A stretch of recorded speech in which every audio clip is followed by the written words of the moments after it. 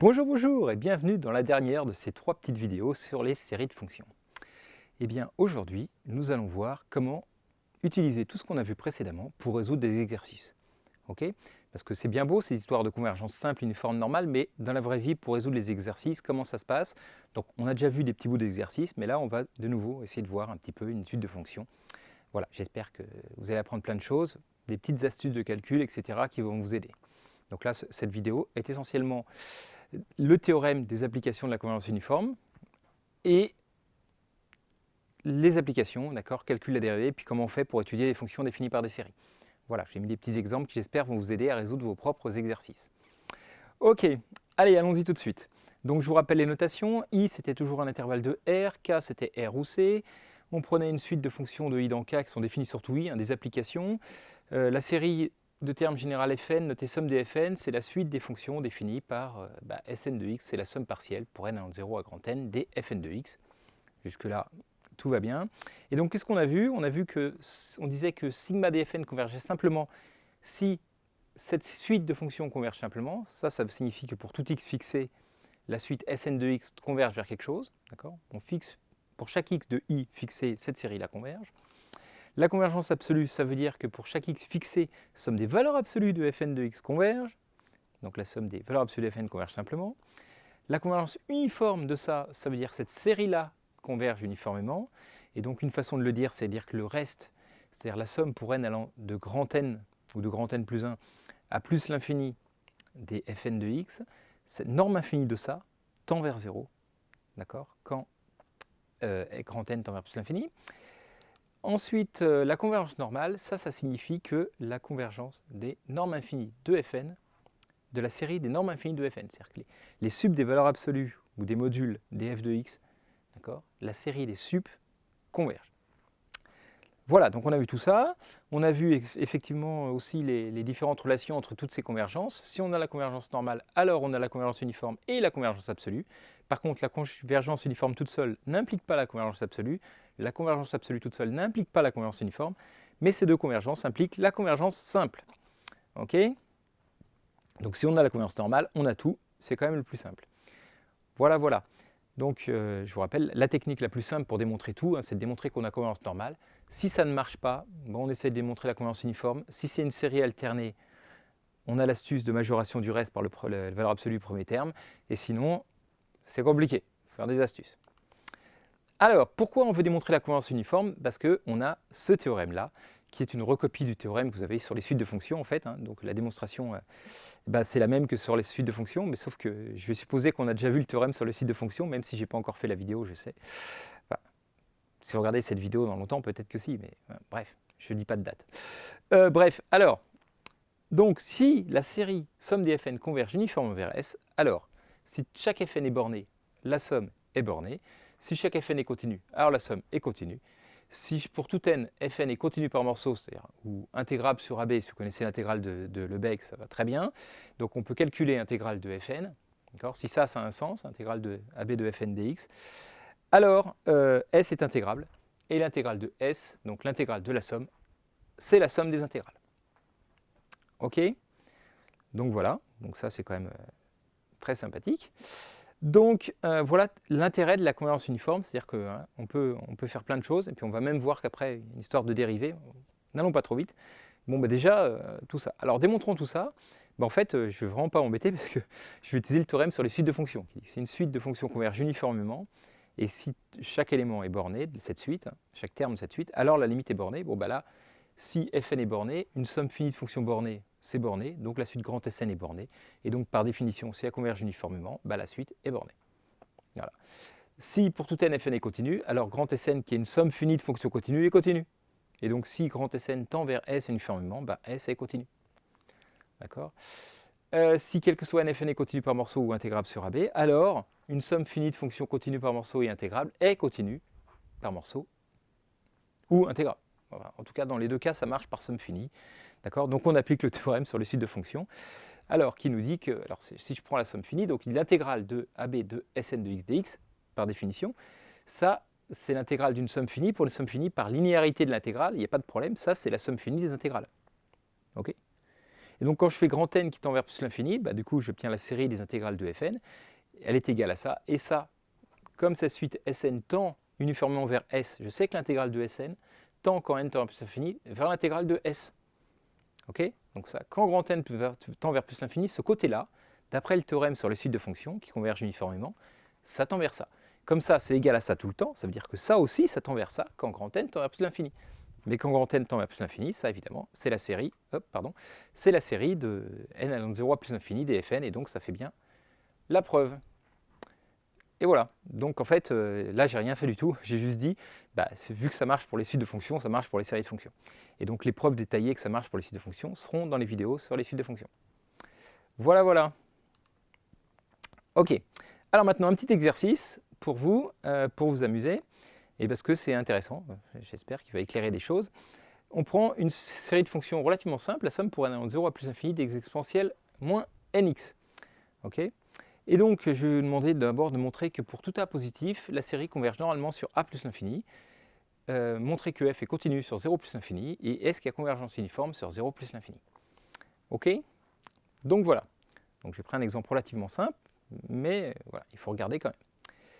Alors, donc l'astuce, toujours pareil, si je prends donc x entre a et plus l'infini, c'est de regarder donc le sub des valeurs absolues de la fonction là, entre a et plus l'infini. Bon, bah, cette fonction-là est décroissante pour n'importe quelle valeur de n. Donc pour x plus grand que a, bah ça, le sub des valeurs de ça, c'est exponentielle moins na. Ok. Alors, voilà, donc hop, jusque-là, ça va. Et somme des exponentielles moins na, ça converge, parce que c'est somme des exponentielles moins a puissance n, c'est une série géométrique. Exponentielle moins a est bien un nombre strictement plus petit que 1, puisque a est strictement positif. Et donc, somme des x puissance n avec x strictement plus petit que 1, ça converge. Donc voilà, donc il n'y a pas de problème, on a bien convergence normale, vous voyez, sur a plus l'infini. Ok. Donc maintenant, astuce, comme il y a convergence normale sur a plus l'infini, il y a convergence uniformément sur a plus l'infini. Ok.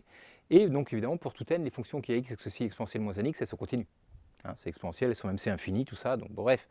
Donc ça, pour n fixé, les fonctions, elles sont bien continues. La série converge normalement, donc uniformément sur a plus l'infini. Donc d'après le théorème qu'on vient de voir précédemment, la limite, f, est continue sur a plus l'infini. Okay. Et la grosse astuce maintenant, c'est que la continuité, c'est une propriété qui est locale. Être continu, ça veut dire être continu en chacun de ces points. Et donc si je prends un point maintenant, x0 n'importe où dans 0 plus l'infini, eh ben, je prends un a qui est strictement positif, mais plus petit que x0, je vais obtenir que x0 est dans ce a plus l'infini là. Et là, j'ai dit que ça marchait pour tous les a plus l'infini. Donc, f va être continu en x0, puisque f est continu sur cet intervalle qui contient x0. Je prends x0 n'importe où dans 0 plus l'infini, f est continu en ce point x0. Donc, f est continu sur tout 0 plus l'infini. Ok. Donc voilà. Donc, f est bien continu sur 0 plus l'infini. Ok. Et donc, le réflexe que souvent on a, c'est de se dire, en fait, pour qu'elle soit continue, il faut qu'il y ait la convergence uniforme sur 0 plus l'infini.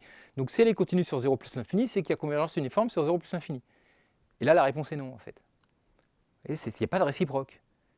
Il faut bien faire attention à ça. Et c'est ça que je voulais expliquer avec cet exemple. C'est si on a la convergence uniforme sur un intervalle, alors elle est continue sur cet intervalle, mais la réciproque est complètement fausse. D'accord. On peut avoir la continuité, même si on n'a pas la convergence uniforme. Et donc là, voilà, l'objectif, c'est de montrer qu'on n'a pas de convergence uniforme. Donc autrement dit, on va regarder ce reste-là, la somme pour n allant de n plus 1 plus infini exponentielle moins nx. Et donc là, c'est pratique parce que c'est une somme géométrique, donc ça, c'est facile de le calculer. Mais en pratique, je ne vais même pas le calculer, en fait. C'est plus facile même pour démontrer que ça ne converge pas uniformément. Donc je vais montrer que ce truc-là, la norme infinie de ça, ne tend pas vers 0, d'accord, quand grand n tend à plus l'infini. Autrement dit, il faut que je montre que c'est plus grand qu'une valeur qui n'est pas 0. Et pour ça, il suffit que je prenne la somme pour n allant de n plus 1 à 2n des exponentielles moins nx. Ok, bon d'accord. Parce que là, ça c'est facile à majorer, parce que ça c'est une fonction donc, hein, pour x fixé. Ces choses-là sont de plus en plus petites. D'accord, c'est décroissant en n. Donc cette somme-là, c'est plus grand que n fois le plus petit. Vous voyez, l'intérêt de m'ajouter à là, c'est quand je vais plus l'infini, le plus petit c'est 0. J'ai bien emmerdé pour majorer. Si je vais juste entre n plus 1 et 2n, j'obtiens bien que cette somme-là est plus grande que ça, parce que tous les termes sont positifs. D'accord. Et cette somme-là, du coup, je peux la majorer en prenant, tiens, c'est plus grand que la somme du plus petit de deux, de tous les plus petits. Donc là, il y a n termes, donc ça, c'est plus grand que n fois le plus petit de tous, qui est exponentielle moins 2nx. OK? Donc là, vous allez me dire, bah oui, non mais alors du coup, n exponentielle moins 2nx, quand n tend à l'infini, c'est tend vers 0. Que nenni. Enfin, que nenni. Oui, mais sauf que là, je cherche la norme infinie de ça. D'accord? Pour tout x sur 0 plus l'infini. OK? Et du coup, si je prends x égale n'importe quoi sur 0 plus l'infini, la norme infinie de ça, d'accord, le sub des valeurs absolues de ça, bon ça c'est positif, hein, le sub de ça est plus grand que si je prends x égale n'importe quelle valeur ici. On va dire, ah bah oui, mais t'as pas le droit de prendre x égale 0. Non, mais je prends pas x égale 0 justement. Je prends x égale 1 sur 2n, 1 sur 2 grand n, qui est bien strictement positif, qui est bien dans 0 plus l'infini. Bah, si je prends x égale 1 sur 2 grand n, ce que j'obtiens, c'est n exponentielle moins 1. Donc n sur e, si vous préférez. Donc, je prends une valeur de x qui m'arrange, j'obtiens que la norme infinie, elle est forcément plus grande que la valeur ici quand je prends ce x-là, puisque c'est le sub de valeur pour tout x entre 0 plus l'infini. Donc c'est plus grand que la valeur en 1 sur 2 grand n. OK? Donc j'obtiens que ça, c'est plus grand que ça. Pour chaque valeur de grand n fixée, norme infinie de ça, c'est plus grand que ça. Mais ça tend vers plus l'infini quand n tend vers plus l'infini. Donc Rn ne tend pas vers 0. La norme infinie de Rn ne tend pas vers 0. D'accord? Quand n tend vers l'infini. Donc on n'a pas convergence uniforme. Donc voilà, déjà je voulais vous montrer cette astuce parce qu'elle est pas mal. D'accord? Pour montrer qu'on n'a pas convergence uniforme, ça peut être une technique pour minorer, d'arrêter la somme entre n et 2n ou 3n. Enfin bref, ça c'est une bonne technique pour montrer que ça ne converge pas vers 0. OK? Mais surtout, cet exemple, il veut montrer une autre technique pour montrer qu'il n'y a pas convergence uniforme. Donc voilà, ça ne tend pas vers 0, donc il n'y a pas convergence uniforme. Et donc il y a une grosse astuce, une autre astuce. En fait, on n'a pas besoin de faire ce raisonnement entre n et 2n dans ce cas particulier-là. D'accord? Il y aurait eu besoin si j'avais pris exponentielle moins nx divisé par n, par exemple. Parce que là, ça n'aurait pas marché, mon astuce. Bon, bref. Mais là, il y a une autre astuce qui est vraiment très bien. Attends, juste la norme infinie de fn, d'accord, exponentielle moins nx, quand x entre 0 plus l'infini, c'est la limite quand x tend vers 0 de ça, c'est 1. OK? Donc, je savais déjà qu'il n'y a pas de convergence normale sur 1 plus l'infini. Tu as déjà dit, oui, OK. Mais ça, c'est les fonctions fn. D'accord? Ma fonction fn ne tend pas uniformément vers 0. Hein, parce que sub des normes infinies de fn ne tend pas vers 0. C'est 1. Et là, grosse astuce, donc c'est bien de le savoir, parce que ça va servir dans pas mal de fois. Si une série converge uniformément, alors la suite fn, les termes généraux, convergent uniformément vers 0. C'est un peu l'analogue de la divergence triviale, vous voyez, pour les séries. Hein, vous savez, si un tend pas vers 0, la série diverge. Et bien là, si fn ne tend pas vers 0 uniformément, alors il n'y a pas convergence uniforme. Et bien là, c'est le cas, vous voyez. Voilà. Sub de fn de x, ça ne tend pas vers 0. Bim, je pouvais voir ça directement. Il n'y a pas convergence uniforme. D'accord? Donc là, c'est chouette, parce que vous voyez, il n'y a pas d'histoire de continuité. La limite est continue sur 0 plus l'infini, donc je ne pouvais pas utiliser le truc habituel, dire « Ah oui, c'est continu au début, c'est pas continu à la fin, donc il n'y a pas convergence uniforme. » Là, c'est continu au début, c'est continu à la fin, sur 0 plus l'infini, mais il n'y a pas convergence uniforme. Pourquoi? Parce que mes fonctions fn ne tendent pas uniformément vers 0 sur 0 plus l'infini. Ok, alors maintenant, on va démontrer ce résultat. Mais ouais, ça peut être vraiment pas mal, hein, pour une astuce pour démontrer qu'il n'y a pas convergence uniforme aussi, c'est ça. On regarde norme infinie de fn, et ça, c'est jamais très dur à trouver, en vrai. Au pire, on fait l'étude des fonctions fn, si elles ne sont pas décroissantes comme ça, mais bon, en général, on arrive à trouver norme infinie des fn. Okay, dire, ah bah oui, la somme des fn ne converge pas, ok, ça peut arriver. Mais si en plus, la somme norme infinie de fn ne tend pas vers 0, okay, alors il n'y a pas convergence uniforme non plus. Vous voyez, en gros, il y a deux cas, quoi. Si la série des sommes des normes infinies de fn diverge, ok, bon, il n'y a pas convergence normale. Mais en plus, si elle diverge trivialement, si norme infinie de fn ne tend pas vers 0, alors il n'y a pas convergence uniforme non plus. Donc ça peut être vraiment pratique, vous voyez, de regarder ça. On a fait deux pierres d'un coup, quoi. Je regarde la convergence normale, si la convergence normale diverge trivialement, si une norme infinie de fn, je calcule, ça ne tend même pas vers 0, alors il n'y a même pas convergence uniforme. C'est pas mal pour les exos, vous voyez ça. Alors on va démontrer ça, c'est pas très dur. Je dis ça, c'est pas très dur. Quand j'ai eu cette idée en classe, petit coucou à mes étudiants, j'ai galéré, j'avais pas réussi à trouver la démonstration comme ça à la volée. Mais après, en réfléchissant, je suis allé discuter avec un collègue, ça se faisait en 2 secondes, mais sur le moment, je ne voyais pas trop. Donc si, c'est pas simple. Bref. Et donc l'astuce, c'est de repartir à la somme des Sn, hein, en fait, et de réécrire voilà, cette chose-là. Donc voilà, je donne la notation habituelle, et S, c'est la limite des Sn. Et l'astuce, en fait, c'était d'écrire Fn avec Sn. Donc c'est ça, sur le moment, je n'avais pas pensé à écrire ça comme ça. Il faut écrire que Fn, eh ben, c'est la somme jusqu'à n moins la somme jusqu'à n-1. D'accord? Et donc la norme infinie de Fn, c'est la norme infinie de Sn moins Sn-1. Une fois qu'on pense à ça, bah, c'est très très simple, parce que du coup, ça, on va le majorer comment? En rentrant S dans la somme. On dit que ça, c'est Sn-S plus S moins Sn-1. D'accord? Et donc ça, on fait l'inégalité triangulaire, comme pour toute norme. Bah, ça, c'est plus petit que norme infinie de Sn-S plus norme infinie de S moins Sn-1 infini. Et ça, bah, si S tend vers Sn, si Sn tend vers S uniformément, ça veut dire que ça tend vers 0, et que ça tend vers 0, quand n tend à plus infini. Et donc ça implique que ça tend vers 0 quand n tend à plus infini. Ok, donc voilà, petite astuce qui peut être bien pratique, hein, d'accord, qu'on ne voit pas forcément dans tous les cours, et que je voulais vous dire, voilà, parce que dans les exos, ça peut être pas mal. Et si vous l'utilisez, qu'on demande de la prouver, bah, vous saurez la prouver. C'est, voilà, si, hein, si la série converge uniformément, alors norme infinie de Fn tend vers 0. Donc autrement dit, Fn converge uniformément vers 0. La suite Fn converge uniformément vers 0. Ok, très bien. Alors maintenant, dernier théorème de ce petit cours, quand est-ce qu'on peut dériver une série de fonctions? Et donc, voilà, donc on prend une Fn, il faut déjà que les fonctions à l'intérieur soient dérivables, sinon, pas non plus. Ok, quand on prend n fixé, il faut que Fn soit toujours dérivable sur i. Ok, et donc l'astuce, c'est qu'il faut que la série des Fn' converge uniformément. Pas la série des Fn, la série des Fn', ça suffit. Ok, mais il faut aussi également que la série des Fn converge simplement vers une fonction f. Ok, alors S est dérivable et S' égale G. D'accord? Donc G, c'est la somme des Fn'. Je ne l'ai pas marqué? Ah si, c'est ça. Voilà. La somme des Fn' converge vers G. Somme des Fn converge simplement vers S. Alors S est dérivable et S' égale G. Ok? Donc la preuve, elle est pareille. Hein, j'ai dit preuve, mais en fait c'est une arnaque parce que j'ai utilisé le théorème sur les suites de fonctions, hein, qui dit que si une suite de fonctions converge uniformément et que la suite des dérivés converge uniformément et que la suite de fonctions converge simplement, alors on a le résultat. Et donc je l'applique à Sn égale la somme des Fn. Ben voilà, si toutes les Fn sont dérivables, ben, cette somme est dérivable, parce que c'est une somme finie de fonctions dérivables, donc c'est dérivable.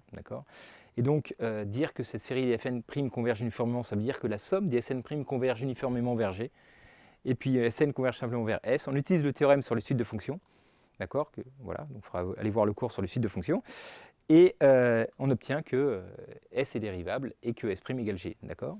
Donc voilà, c'est le théorème sur les suites de fonctions convergeant uniformément, que je ne vais pas démontrer ici en fait, que j'utilise juste parce que c'est un cas particulier, une série de suites de fonctions. Donc jusque-là, tout va bien. Par contre, on va finir par un bel exercice, donc, qui était en deux parties. On a fait la première partie sur les petits rappels dans la vidéo précédente. Donc cet exo, je vous rappelle, je l'ai donné dans mon contrôle continu de fin d'année sur les séries de fonctions. Donc voilà, un petit coucou à mes étudiants. Donc, on a vu dans la vidéo précédente qu'elle était définie sur 0 plus l'infini fermé et que la convergence était uniforme sur 0 plus l'infini fermé. D'accord? Voilà, il n'y avait pas convergence normale sur 0 plus l'infini ouvert. D'accord? Mais bon, ça, voilà, on l'a vu.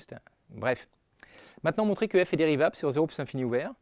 Montrer qu'on a cette petite relation entre f' et f. Montrer que f est dérivable à droite en 0. Est-ce que la série des Fn' de 0 converge? Bon, alors ça c'est évidemment que la réponse va être non, et là ça va être oui en fait. Hein. C'est juste pour faire des contre-exemples, pour vous expliquer des choses. Donc tout de suite, le but de cet exo, c'est on démontre qu'elle est dérivable sur 0 plus l'infini. Le théorème nous dit que ça va être dur de démontrer directement qu'elle est dérivable en 0. Mais avec cette relation-là, on va réussir à le prouver. Alors que la série des Fn' de 0, bon, on va le voir, c'est facile à démontrer, elle diverge, trivialement. Donc c'est juste pour faire des petits contre-exemples. Vous voyez, hein, on a déjà vu voilà, que si on avait convergence normale sur tout a plus l'infini, on n'a pas forcément convergence normale sur 0 plus l'infini.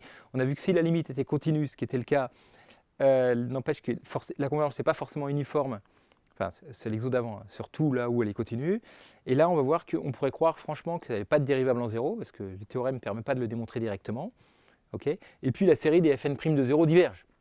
Donc là, on pourrait se dire, bah voilà, donc du coup, elle ne peut pas être dérivable en 0. Eh bien si, hein, le théorème ne dit pas ça. Il dit, si on a les critères, alors c'est dérivable. Si on n'a pas les critères, on ne dit pas que ce n'est pas dérivable. Vous voyez, donc bref. Et après, donc, des petites questions qui sont hors sujet, parce que ce n'est pas que sur les séries de fonctions. On va utiliser des théorèmes sur les séries entières. Donc si vous connaissez, tant mieux, sinon non. Et c'est normal que vous ne connaissiez pas les séries entières si vous découvrez les séries de fonctions. Hein. Normalement, ce cours sur les séries entières, il vient après, même si pour le coup, je l'ai fait avant. Mais si vous connaissez déjà, ça peut être pas mal de démontrer ça. Et puis ensuite, résoudre cette équation différentielle pour trouver l'expression de f. C'est pareil, c'est pas du tout dans le sujet des séries de fonctions, mais du coup, ce sera en bonus, ce sera à la fin de la vidéo pour ceux qui veulent. Mais voilà. Bon, déjà, essayez de démontrer les points 1, 2, 3, 4, ce sera déjà pas mal. Et vraiment, je vous incite vraiment à le faire. Essayez de le faire. C'est comme ça que vous allez progresser. Allez, moi je fais les corrections maintenant. Donc voilà, donc on appelle fn moins 1 puissance n sur n plus 1 exponentielle moins nx, et on regarde la série des fn. Ok, donc on a déjà vu que c'était défini sur 0 plus l'infini, etc., hein, que c'était continu, tout ça. Bon. Ok. Donc, alors on regarde la dérivée. Fn' de x, c'est donc, la dérivée de ça, c'est pas dur. Hein. Ça, c'est une constante, exponentielle moins nx, la dérivée, c'est moins n exponentielle moins nx. Donc c'est moins 1 puissance n plus 1, n sur n plus 1 exponentielle moins nx. Jusque-là, tout va bien. Et donc, je regarde maintenant, première chose, est-ce qu'il y a convergence normale? Vous voyez, pour démontrer convergence uniforme, la première chose qu'on fait, c'est qu'on regarde s'il n'y a pas une convergence normale. Comme ça, c'est carrément cool. Et donc, sur 0 plus l'infini, je regarde la convergence normale de ma fonction. Bon, ça fait n sur n plus 1. Même si vous ne prenez pas 0, vous dire ah oui, tu prends la valeur en 0. Oui, même si on ne la prend pas, hein, comme ça, c'est décroissant en x. Pour n fixé, c'est une fonction décroissante en x. Donc la plus grande valeur, c'est la première valeur de x, mais même sur 0 plus l'infini, du coup, c'est la limite quand x tend vers 0. Donc valeur absolue, le moins 1 puissance n plus 1, il dégage. Ça fait n sur n plus 1. Ça tend pas vers 0. D'accord? Donc la série des fn' ne converge pas, normalement, sur 0 plus l'infini. Là, c'est réglé. Oui, d'accord? Et pire que ça, d'après l'astuce qu'on vient de voir, c'est non seulement la série des fn' infini diverge, mais diverge trivialement. Donc fn' infini ne tend pas vers 0, donc il n'y a pas convergence uniforme de fn' sur 0 plus l'infini. Donc le théorème qui dit « Ah bah attends, mais tu avais dit qu'il fallait convergence uniforme de la série des fn' pour que ce soit dérivable. » Bah donc ça ne marche pas. Si, mais on ne peut pas l'utiliser comme ça. Enfin, le théorème ne marche pas. D'accord? Somme des fn' ne converge pas uniformément sur 0 plus l'infini. Juste parce qu'il y a des gens qui disent « Bah du coup c'est faux alors. Elle n'est pas dérivable sur 0 plus l'infini. » Alors si, on va le démontrer, mais l'astuce, c'est on va démontrer qu'elle est dérivable sur a plus l'infini pour tout a strictement positif. Parce que sur a plus l'infini, il y a convergence normale. La plus grande valeur de fn', donc c'est toujours valeur absolue de ça, le moins 1 il dégage, n sur n plus 1 c'est une constante, et quand x augmente, ça c'est décroissant, donc la plus grande valeur de ça c'est n sur n plus 1 exponentielle moins na sur a plus l'infini. D'accord? Et cette série-là converge bien évidemment. Il suffit de, par exemple, multiplier par n au carré et faire la limite quand n tend à plus l'infini. Ça tend vers 0, critère de Riemann, donc cette série-là converge. Okay, vous pouvez faire d'Alembert, enfin, ça va faire exponentielle moins a. Bon, tous les critères vont marcher. Hein. Donc cette série-là est bien convergente. Okay. Et donc, sur a plus l'infini, la fonction sigma de fm' converge normalement, donc uniformément, sur a plus l'infini. Donc ma fonction f est dérivable sur a plus l'infini. J'ai déjà vu qu'elle convergeait simplement partout, hein, pour la deuxième partie du théorème. Donc f est dérivable sur a plus l'infini, pour toutes les valeurs de a. Et comme j'ai expliqué la dernière fois, on prend n'importe quel x0 dans 0 plus l'infini n'importe où, alors je vais pouvoir le coller dans un intervalle a plus l'infini, dès que x0 est strictement positif, hein, et du coup elle est dérivable en x0. Donc elle est dérivable en tous les points de 0 plus l'infini ouvert. Donc elle est dérivable sur 0 plus l'infini ouvert, bien que la série des fn ne converge pas uniformément sur 0 plus l'infini ouvert. Donc vous voyez cette astuce dans les exos, pourquoi ils prennent sur a plus l'infini et tout, c'est super utile. Hein. D'accord? Dire, oh là là, ça ne marche pas sur tout l'intervalle. Oui, mais ça marche sur un petit bout. Voilà, j'ai pris a plus l'infini, on peut faire sur AB, des fois, il y a moyen. Hein. Oh là là, il faut montrer que c'est dérivable sur R plus étoile. Si c'est dérivable sur AB pour tout A et B, c'est dérivable sur R plus étoile. Vous voyez? Donc ça, c'est vraiment une bonne astuce. Hein, pour les exercices, ça aide beaucoup. Quoi. OK? Alors ensuite, montrer qu'f' de x égale ça. Bon, alors ça, c'est un petit calcul qui n'est pas bien dur. F' de x, maintenant, sur 0 plus l'infini, ouvert, elle est dérivable, et la dérivée, du coup, quand ça marche, hein, c'est la somme des dérivées de fn, donc on a vu moins 1 puissance n plus 1, n sur n plus 1 exponentielle moins nx. Ok? Donc là, l'astuce, maintenant, elle n'est pas très dure, c'est de dire, tiens, si j'ajoutais moins 1 puissance n plus 1, ici, en haut, et je le retire, du coup, ça va faire moins 1 puissance n plus 1 fois n plus 1 sur n plus 1, ça fait somme des moins 1 puissance n plus 1 exponentielle moins nx, ça fait ça, d'accord? Donc j'ai rajouté moins 1 puissance n plus 1, et je retire moins 1 puissance n plus 1. Du coup, moins 1 puissance n plus 1, ça fait plus moins 1 puissance n. Vous voyez? Au lieu d'écrire moins moins 1 puissance n plus 1, j'ai mis plus moins 1 puissance n, parce que du coup, comme ça me fait carrément apparaître la fonction qui va bien. Donc ça, c'est f de x, d'accord? Et ça, oh, ben ça ne doit pas être bien dur à calculer, c'est une somme d'unitermes géométriques. Donc, si je mets un moins en facteur comme ça fait moins 1 puissance n exponentielle moins nx, ça fait moins exponentielle moins x puissance n. Donc j'ai mis un moins là, et ça fait la somme des moins exponentielle moins x puissance n, et ça c'est f de x. D'accord? Parce que pourquoi j'ai fait ça? Parce que je sais calculer somme des q puissance n, quand q est strictement plus petit que 1, c'est 1 sur 1 moins q. Vous savez, donc ça fait, finalement, hop, je l'ai rappelé là, on l'a déjà vu dans les autres vidéos, hein. Pour tout x entre moins 1 et 1, somme des xn, c'est 1 sur 1 moins x, et donc je l'applique à moins exponentielle moins x, et donc j'obtiens finalement que cette somme-là, c'est, donc moins cette somme-là c'est 1 sur 1 moins exponentielle moins x, j'ai détaillé, hein, et donc ça fait f de x, donc hop, moins 1 plus exponentielle moins x, ouais, ce qui est marqué là, ok? Moins, ça fait plus, voilà, bon, bref. J'ai bien tout détaillé pour qu'on comprenne. Ok, alors ensuite, montrer que f est dérivable à droite en 0. Donc on sait que on a cette relation pour tout x entre 0 et plus infini. Okay, et on sait que f est continu sur 0 plus infini fermé. Ça, on l'a déjà démontré. Donc cette partie-là, regardez bien, si x tend vers 0, donc ça tend vers quelque chose qui est f de 0, je ne connais pas. C'est la question d'après. Et ça, quand x tend vers 0, oh, bah, ça tend vers 1. 1 sur 1 plus 1, ça tend vers 2. Donc ça tend vers f0 moins 1 demi. Ça ne met de limite quand x tend vers 0. D'accord? Donc, j'obtiens, comme f est continu en 0, la limite quand x tend vers 0 plus de f' de x, bah, c'est égal à la limite quand x tend vers 0 plus de ça. Ça existe, c'est f de 0 moins 1 demi. Et si une fonction admet une dérivée sur 0 plus infini, et que la limite de la dérivée, à droite en 0, existe, et vaut une valeur finie, qui est là, alors la fonction est dérivable à droite en 0. Okay, donc la fonction f est bien dérivable à droite en 0, d'après les théorèmes classiques, hein, si une fonction admet, sa dérivée admet une limite en 0 à droite, bah, la fonction est dérivable à droite en 0. Okay, alors que bah, fn' de 0, je remplace x par 0, ça fait somme des moins 1 puissance n plus 1 sur n plus 1, ça ne tend pas vers 0, d'accord? Quand n tend plus l'infini, ça vaut un coup vers 1, un coup vers moins 1, ça ne tend pas vers 0. Donc la somme des fn' de 0 diverge trivialement. Donc pour le coup, la valeur de la dérivée en 0, c'est sûrement pas la somme des fn' de 0, parce que ça n'existe pas. Okay, donc ça c'est un peu traître, hein. Vous voyez, on a la somme des fn' de x, c'est la dérivée de f, tend vers une limite, mais cette limite, ce n'est pas la somme des fn' de 0 qui n'existe pas. Hein, c'est toujours un peu perturbant, c'est-à-dire, attends, on a une fonction là, qui tend vers quelque chose, quand x, je remplace x, x très très proche de 0, ça tend vers un truc, là, quand x tend vers 0, ça tend vers quelque chose, et puis, enfin, je pourrais faire dans l'autre sens, pour vous. Et puis en fait, bah non, la série diverge, là, d'accord? Donc, on l'a déjà vu là, hein, c'est un très classique, vous savez, là, quand x tend vers moins 1, par exemple, bah, ici, il n'y a pas de problème, ça tend vers 1,5. Hein. C'est pour ça qu'il y en a qui écrivent somme des moins 1 puissance n égale 1,5, ce qui est n'importe quoi. Mais bon, bref. Donc ici, vous voyez, quand x est très très proche de moins 1, ici ça existe et c'est égal à ça. Ça, quand x vaut moins 1, ça existe et pas ça. Donc c'est un autre exemple. Oui. Hein, la dérivée, la somme des fn' de x, ça marche tout le temps. Quand x tend vers 0, ça tend vers une limite, mais ça tend pas vers somme des fn' de 0. Voilà un petit piège parce qu'on pourrait se faire avoir. Honnêtement, on voit ça, on se dit, bon, c'est sûr qu'elle n'est pas dérivable en 0, f. Eh bien si. Donc voilà, je voulais insister là-dessus pour pas que vous tombiez dans ce genre de panneau, quoi. Bref, et bien voilà, c'est tout pour maintenant. Enfin, il y a le petit bonus pour ceux qui veulent rester après, hein. Mais c'est tout pour cette petite vidéo. Donc voilà, je vous remercie de l'avoir suivi. Je remercie tous les gens qui me soutiennent de plus en plus nombreux sur Tipeee et que j'aime d'amour. Et puis je vous dis, bah, écoutez, à bientôt pour un nouveau sujet. Voilà, c'est tout pour cette petite vidéo, sauf si vous voulez regarder le bonus un petit peu hors sujet après. J'espère que ça vous a plu et puis je vous dis à bientôt pour un nouveau sujet. Allez, comme promis, pour les courageux qui en veulent toujours plus, je vais corriger les questions suivantes qui vont me permettre de trouver l'expression de f, parce que c'est quand même un peu frustrant de ne pas pouvoir finir l'exo, parce qu'il y a des questions qui ne sont pas dans le chapitre. Puis en plus, souvent dans les exercices de type CAPES, agrègue et tout ça, il y a des questions qui mélangent des connaissances sur plusieurs chapitres. Et donc, c'est quand même pas mal de savoir le faire. Et donc, voilà, f de 0, c'était donc la somme des moins 1 puissance n sur n plus 1. Et donc, comment on calcule cette somme-là? Okay, quelle est l'astuce pour la calculer?